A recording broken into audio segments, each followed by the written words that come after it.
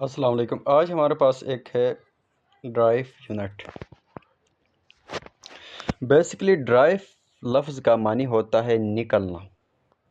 आपने सुना होगा the word is drive from Latin word या ग्रीक वर्ड, जो लफ्ज़ है यूनानी ज़बान या लाथानी ज़बान से निकला है।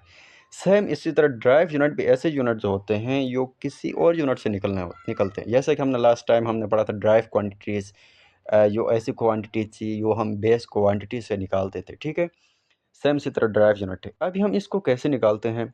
बेसिकली ये लफ्ज़ मिस्टेक है। बेसिकली ड्राइव यूनिट जो इस ऑब्टेनिट हासिल होते हैं फ्रॉम बेस यूनिट या बेस क्वांटिटी से किस तरह बाय मल्टीप्लाइंग करके या डिवाइड करके।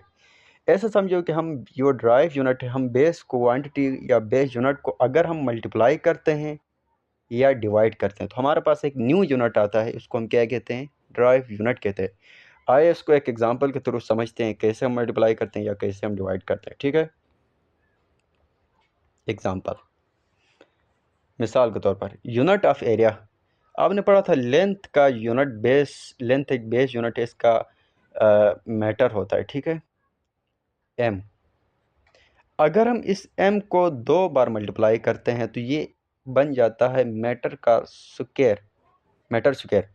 ये एक न्यू यूनिट हमारे पास बन जाता है। और ये किस चीज़ का यूनिट है? किस चीज़ का यूनिट है? ये एरिया का यूनिट है। जैसा कि हमने पढ़ा था ऊपर, यानी हम किसी बेस यूनिट को मल्टीप्लाई या डिवाइड करते तो हमारे पास न्यू यूनिट है, इसको हम ड्राइव यूनिट कहते हैं। इसी तरह हमने मैटर यानी एक बेस यूनिट था, इसको हमने 2 बार मल्टीप्लाई किया तो हमारे पास एक न्यू यूनिट है। ये एम है, इसको गलत है, ये एम है। ठीक है, मैटर स्क्वायर एक न्यू यूनिट है, ये इसकी ये क्या है?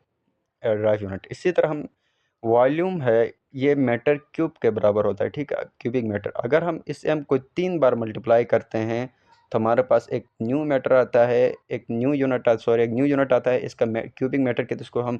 और ये किस चीज़ का ये क्या है? ये एक ड्राइव यूनिट है और ये क्या है? वॉल्यूम का यूनिट है। ठीक है, इसी तरह आपकी बुक में कुछ चीज़ें, कुछ ड्राइव यूनिट्स दिए गए हैं, जैसा कि एरिया है, जैसा हमने ऊपर पढ़ा मैटर का स्क्वायर 2 बार हम मल्टीप्लाई करते हैं। इसी तरह वॉल्यूम का हम 3 बार मल्टीप्लाई करते हैं, क्यूबिक मीटर आता है, ये वॉल्यूम का है। इसी तरह ये स्पीड है, एक्सेलरेशन है, डेंसिटी है। इन एक एक चीज़ों को मैं आपको समझाता हूँ एंड पे इस वीडियो का। ठीक है, स्पीड ms, मीटर पर सेकंड। एक चीज़ आप समझ ले, ms-1 क्यों आया? ठीक है, अगर एक चीज़ है m/s है, इस आवर को ख़त्म करते हैं तो हमारे पास s ऊपर लेकर आते हैं तो वह -1 है। अगर ये ms2 है तो अगर हम इसको ऊपर लेकर आएंगे तो ms-2 होगा। ठीक है, एक्सेलरेशन का है मीटर पर सेकंड स्क्वायर, ms-2 है। इसी तरह डेंसिटी का किलोग्राम पर क्यूबिक मीटर। इसी तरह फोर्स का क्या है हमारे पास? किलोग्राम मीटर पर सेकंड स्क्वायर है। ठीक है, इसी तरह प्रेशर हमारा पास्कल किलोग्राम पर मीटर पर सेकंड स्क्वायर। इसी तरह एनर्जी का जूल किलोग्राम मीटर सेकंड पर सेकंड स्क्वायर है। ठीक है, आगे इन एक एक चीज़ के हम डिटेल पढ़ेंगे, ये कैसे आते हैं और इनका यूनिट हम कैसे निकालते हैं। ठीक है, सबसे पहले हम स्पीड की बात करते हैं। ठीक है, स्पीड,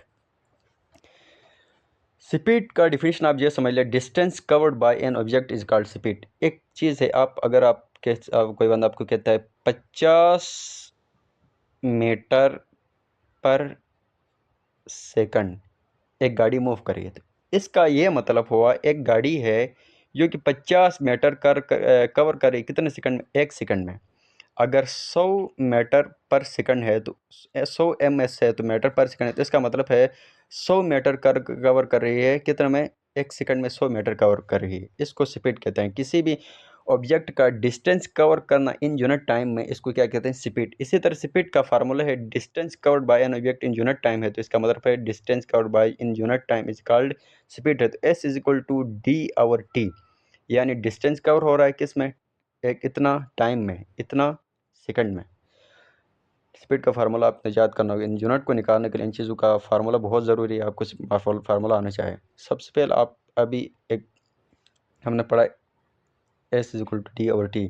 अभी आपको पता है डिस्टेंस का यूनिट क्या है? d/t है ना। सबसे पहले हम d को चेक करते हैं। डिस्टेंस का यूनिट था, हमने पढ़ा था लेंथ मीटर था। ठीक है, नीचे है t टाइम किस में मेजर करते थे हम? बेस यूनिट सेकंड में। तो इसका मतलब हुआ ms, यानी एम एस लिख सकते हैं ना हम, डी और टी के बजाय हम एस एम एस लिख सकते हैं। यानी एम क्या है, डिस्टेंस का यूनिट है, एस क्या है, टाइम का सेकंड, टाइम का क्या यूनिट है। तो so unit of distance is equal meter है, टाइम सेकंड है, तो हम इसको S is equal to M S लिख सकते हैं। एम और एस, अगर हम इस एस को और ख़त्म करके ऊपर लेकर आएंगे तो हमारे पास क्या होगा, एम एस माइनस वन होगा। ठीक है, तो आपने समझ आया कि हमने स्पीड का यूनिट कैसे निकाला। डिस्टेंस का यूनिट हमारे पास था एम, टाइम का हमारे पास था एस, तो हम डी और टी के बजाय एम और एस करते हैं, और और को ख़त्म करके एस को ऊपर लेकर आएंगे तो माइनस क्या होगा, वन होगा। आई समझ। इसी तरह हमारे पास है वेलोसिटी। वेलोसिटी और स्पीड में आप इतना समझ लें कि स्पीड डिस्टेंस कवर्ड होता है, एक ऑब्जेक्ट एक सेकंड में कितना डिस्टेंस कवर या एक घंटे में कितना डिस्टेंस कवर करता है, उसको स्पीड कहते हैं। लेकिन वेलोसिटी क्या है, ये चेंज इन डायरेक्शन, ये गलत है। ठीक है, it is distance covered in time with direction. एक ऑब्जेक्ट डिस्टेंस कवर तो कर रहा है टाइम के साथ, लेकिन इसमें क्या होता है, डायरेक्शन भी होता है। ये इसमें क्या होता है, स्पीड सिर्फ स्केलर क्वांटिटी, लेकिन ये क्या है, वेक्टर क्वांटिटी, इसमें मैग्नीट्यूड भी है और डायरेक्शन भी है। डिस्टेंस कवर करता है इन टाइम में, कितने में, विद डायरेक्शन में। अगर एक चीज़ है गाड़ी 50 मीटर पर सेकंड डिस्टेंस कवर करे, यानी 50 मीटर एक सेकंड में कवर करे, कौन सी डायरेक्शन में, साउथ में कर सकती है, या नॉर्थ में, या ईस्ट में, या वेस्ट में, वेस्ट में। ठीक है, अगर कोई चीज़ आपको डायरेक्शन के साथ कोई चीज़ आपको डिस्टेंस कवर कर रहा है तो इसका मतलब है velocity.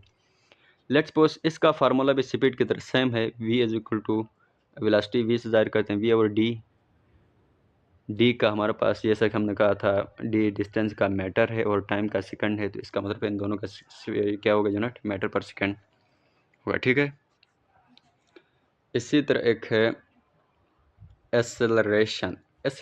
It change in velocity per unit time.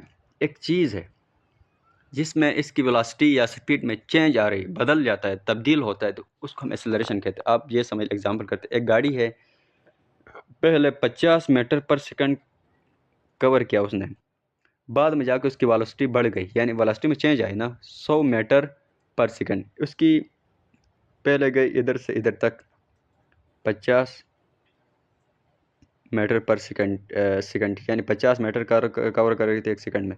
आगे जाकर उसकी स्पीड थोड़ी इंक्रीज़ हो गई, उसका हो गया स्पीड 100 मीटर पर सेकंड, यानी आगे जाकर उसने स्पीड थोड़ी बढ़ गई। तो इसका मतलब ये हुआ कि इसमें क्या हो गया, वेलोसिटी में चेंजेस आए। अभी एक दो वेलोसिटी आ गई, तो इसमें आप नाम भी अलग अलग होंगे। ये हो गई इनिशियल वेलोसिटी कह सकते हैं आप, इसको फाइनल वेलोसिटी कह सकते हैं, यानी दो वेलोसिटी है, इसमें चेंजेस आए। जब भी फिजिक्स से में कोई चेंज का लफ्ज़ आया तो इसका मतलब है माइनस हो रहा है। ठीक है, लेट्स से एक एग्जांपल लेते हैं, एक्सेलरेशन ए है, इसकी इनिशियल वेलोसिटी वी आई है, चेंज है तो उसका चेंज इन वी एफ है। ठीक है, और इसका फार्मूला है, ठीक है, initial velocity minus V over T, acceleration का फार्मूला ये है। ठीक है, अब देखो इसमें हमें पता है वेलोसिटी है, तो दोनों वेलोसिटी का फार्मूला हमारे पास क्या था, v is equal to D over T था, डी आवर टी था। ठीक है, और टाइम का तो आपको पता है, टाइम क्या होता है, सेकंड के, टाइम का यूनिट क्या है, सेकंड है। ठीक है, अब देखो हमारे पास था वेलोसिटी, हमारे पास थे v is equal D over T, या हम इसको अगर वेलोसिटी का यूनिट एम एस भी कर सकते थे ना, एम और एस, या एम माइनस एस, इस तरह। ठीक है, अभी आवर टी है, एक्सेलरेशन का यूनिट क्या है, initial velocity minus final velocity बटे टाइम, टाइम का यूनिट हमारे पास क्या था, सेकंड। ठीक है, अभी हम इसको पुट करेंगे तो क्या होगा, एम और एस, ये तो वेलोसिटी का हो गया, और एस, दो एस, ये टाइम का हो गया। ठीक है, तो हमारे पास बन गई, अभी आपको मैथ में पढ़ा है, एक चीज़ है 1/2/2, तो इसका मतलब होता है 1/2 मल्टीप्लाई, ये 2 नीचे ऊपर आगे इस तरह होता है 2, ये दोनों आपस में मल्टीप्लाई होंगे। सेम इसी तरह हमारे पास है एम और एस है, तो एम ऊपर आके क्या होगा, मल्टीप्लाई होगा कि हमारे पास क्या होगा, हमारे पास होगा एम और एस का स्क्वायर होगा। अगर हम इस और को ख़त्म करेंगे तो हमारे पास ऊपर आके क्या होगा, एम एस माइनस 2। आई समझ, ये होगा। इसी तरह हमारे पास अभी फोर्स, फोर्स का यूनिट हम कैसे निकालेंगे, force according to Newton law of motion. Newton law of motion का मतलब मुताबिक आपके बुक में होगा फोर्स बराबर है किस चीज़ का, एम ए, यानी मेस और एक्सेलरेशन के बराबर है। हमें पता है कि यूनिट ऑफ मेस किसके बराबर होता था, बेस यूनिट है किलोग्राम के बराबर होता है, केजी का एक्सेलरेशन ए। ठीक है, अभी केजी मल्टीप्लाई हो रहा है, ठीक है, मेस किलोग्राम मल्टीप्लाई एक्सेलरेशन किसके बराबर होता था हमारे पास, हमने ऊपर पढ़ा एम और एस का स्क्वायर, ऐसे बराबर होता था। तो ये दोनों आपस में मल्टीप्लाई हो रहे हैं, एम मल्टीप्लाई बाई ए, तो एम मेस किलोग्राम हमने पुट किया, एक्सेलरेशन का वैल्यू पुट किया, एक्सेलरेशन का यूनिट ये था, एम और एस का स्क्वायर था। ये दोनों मल्टीप्लाई हो रहे हैं। अगर इन दोनों को अभी देखो आगे जाके क्या होगा, के जी हमने इन दोनों को ऊपर लेकर आ गए, एम ऊपर है ऑलरेडी, एम एस माइनस 2 होगा। ठीक है, यानी ऐसा है के जी एम एस माइनस 2 होगा, या आप इसको ऐसे भी लिख सकते हैं, के जी और एम एस का स्क्वायर भी लिख सकते हैं। ठीक है, इसी तरह प्रेशर है। प्रेशर की डिफिनीशन ये है, फोर्स अप्लाइड, एक फोर्स अप्लाइड हो रहा है पर प्रेशर एक सेकेंड,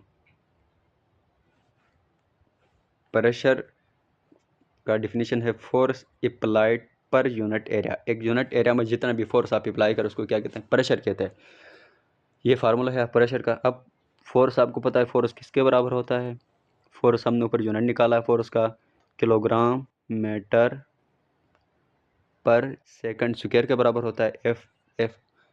एफ की जगह हमने ये पुट किया। आवर है, एरिया किसके बराबर था, यूनिट ऑफ एरिया क्या था, मीटर का स्क्वायर था, हमने फर्स्ट टाइम पढ़ा था। यूनिट ऑफ एरिया दो एम मल्टीप्लाई करेंगे तो क्या होगा, यूनिट ऑफ एरिया आएगा। ठीक है, अब ये वैल्यू आपने पुट किया, आपने वैल्यू पुट किया, यानी फोर्स एफ बट ए है ना प्रेशर का फार्मूला, तो आपने फोर्स की वैल्यू पुट की, K G M S minus 2, over area की जगह मीटर का स्क्वायर पुट किया। तो अभी ये हम इसी तरह unit of area metre square अगर ऊपर लेकर आएंगे तो क्या होगा, ये किलोग्राम मीटर मीटर स्क्वायर और मीटर पर सेकंड स्क्वायर। ठीक है, ये m2, अब इसको r किलोग्राम, ये मीटर पर स्क्वायर। ठीक है, यूनिट ऑफ एरिया m2 है, so K G is equal to M S और 2, ये किलोग्राम पर मीटर,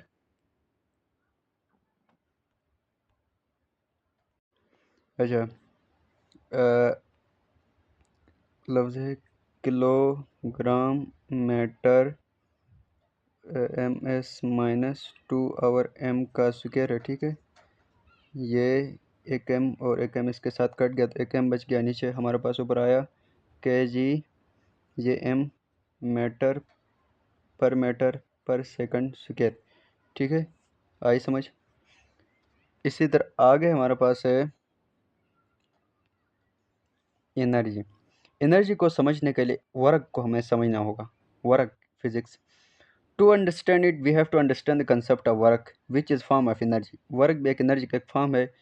इसकी डिफिनीशन है, the amount of energy is transformed when an object is move with external force. एक ऑब्जेक्ट इधर है, इसके ऊपर अगर हम फोर्स लगाते हैं तो ये मूव करेगा, तो इसके साथ एनर्जी ट्रांसफॉर्म होगी। ठीक है, इसको वर्क डन कहते हैं। ठीक है, और वर्क का फार्मूला क्या है,